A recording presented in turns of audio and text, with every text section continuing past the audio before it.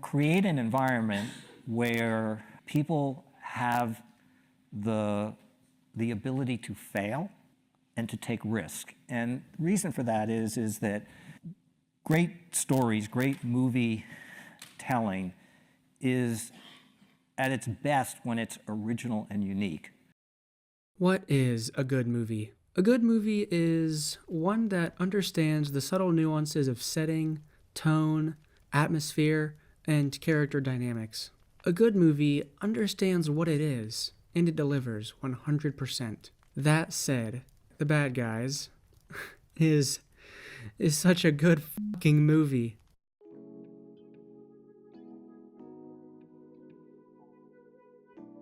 Heads up, this review is gonna move fast. It has to be that way so I can fit in all the things I loved about this movie. Okay, anyway. When I came in to see The Bad Guys on Saturday morning, I was honestly expecting some decent animation, a straightforward story, and overall just a middle-of-the-road kids flick. But no, this one movie, this one right here, exceeded those expectations in every way imaginable. Besides from the fact that, yes, I am in this movie. Look, I'm right there. But seriously, I don't know where to begin because it's all so good. We gotta start somewhere. Here's the synopsis. After a lifetime of legendary heists, notorious criminals Mr. Wolf, Mr. Snake, Mr. Piranha, Mr. Shark, and Mrs. Tarantula are finally caught. To avoid a prison sentence, the animal outlaws must pull off their most challenging con yet, becoming model citizens. Under the tutelage of their mentor, Professor Marmalade, the dubious gang sets out to fool the world that they're turning good. Sounds a little generic, no cap. How do you do, fellow kids? What? Okay, let's just start off with the animation. I swear to God, someone called up Lord and Miller and said, "Hey, this is brilliant, but I like this."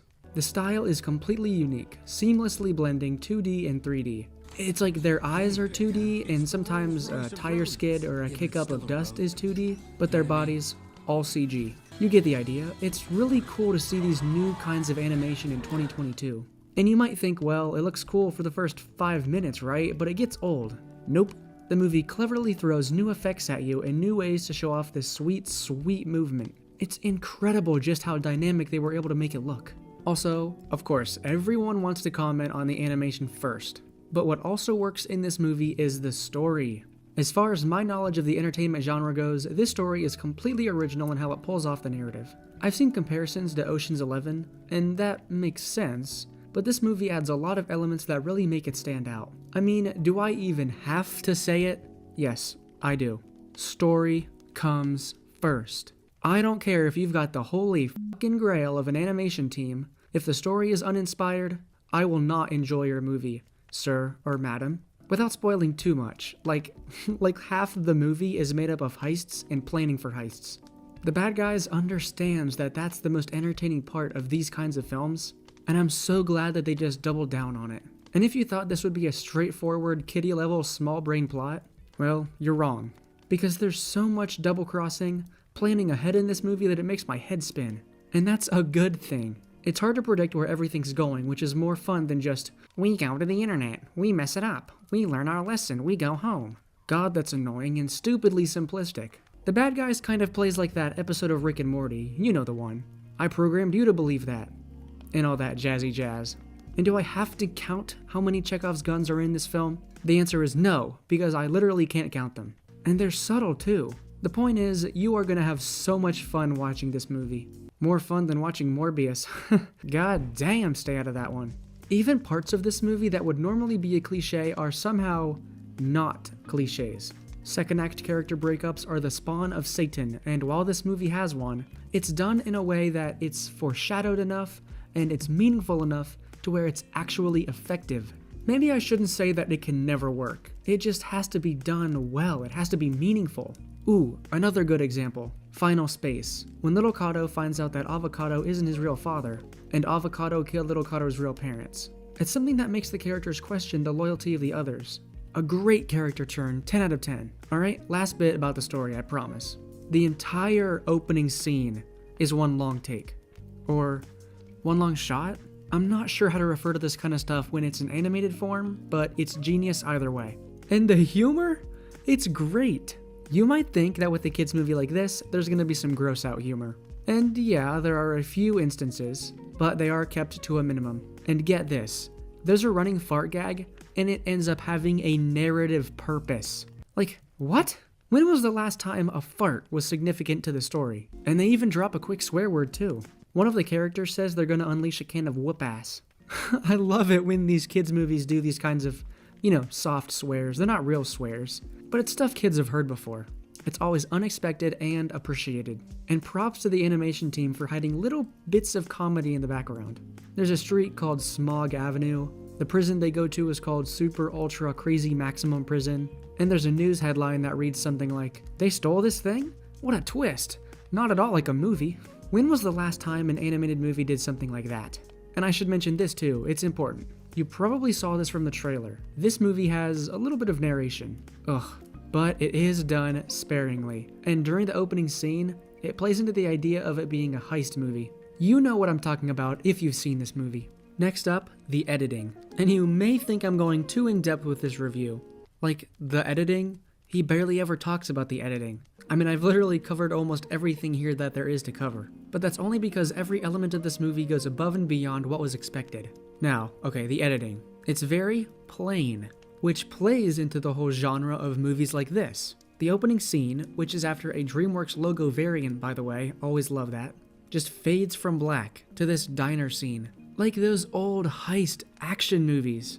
When I saw that, I was completely caught off guard, but it sets the stage for a movie that's going to be less kiddie and less in your face than the typical kids film. Here, I'll play a little bit for you. Guinea pig, huh? It's the Rolls Royce of rodents. Yeah, but it's still a rodent. You know what I mean? Don't mind us, just robbing this place. Lastly, I have to talk about the thing that everyone and their mother is thinking about. You've probably missed half of what I'm saying just because you were looking at her. The character design is... what was I saying? The character design is great. Everyone is just the right amount of anthropomorphic. They move and act just like humans, but have animal qualities. And the designs of the humans too, they really separate them from the main characters. They look like those old comic book characters, like, Toontown. They look like Toontown characters. I think I'm thinking of the right thing. And I'm just gonna say it. The police chief is basically a Dubois reskin. Let's just be honest here. DreamWorks always does a fantastic job of making their main characters play off each other really well. You can tell that this team has been a friend group for a long, long time, and that their dynamic is really important to them. I mean, it's just so endearing how Snake gets really emotional when his friendships are threatened, even though he's probably the only bad guy out of any one of them. The first scene perfectly establishes who everyone is, with the car chase and them all playing off each other. I'm telling you, after this first scene, I was completely blown away. I had my eyes glued to the screen. I mean, this is already the best DreamWorks movie in my opinion, but this opening scene is probably the best one they've made for any movie at all. So, the main takeaways, I think I'm in love with Diane. Whoops.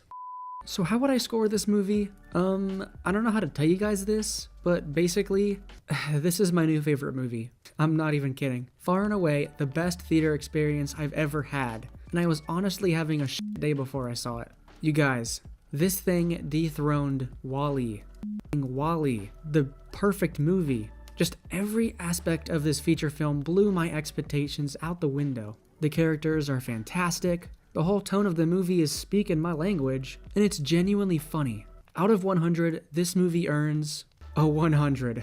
Look, you're allowed to have problems with this movie. In fact, I'd love to hear them in the comments. Maybe we can come to some sort of agreement if you disagree with me here. But for me, this is a legitimately perfect movie. I can't find any fault with it. Not with the story, the characters, the design, the voice actors, anything. Obviously, I'd categorize it as Nitro because it's amazing, it's flawless. If you see any movie this year, I beg you, see this movie. I really, really want to watch it a second time. In fact, I might do that tomorrow. I don't have school tomorrow, I have an off day. Maybe I'll go see it again. Whew, anyway, that was my review of The Bad Guys. I absolutely adore this movie, and you should give it a chance. A perfect movie to end the college semester on. We'll circle back next week for... What do we have next week? Oh, a game review. Been looking forward to this one for a while. So be sure to see the full body outfit drawing for this video on my subreddit. r/thecoffeehouseyt. Thanks for watching, and we'll see you next week, because remember, the end is never.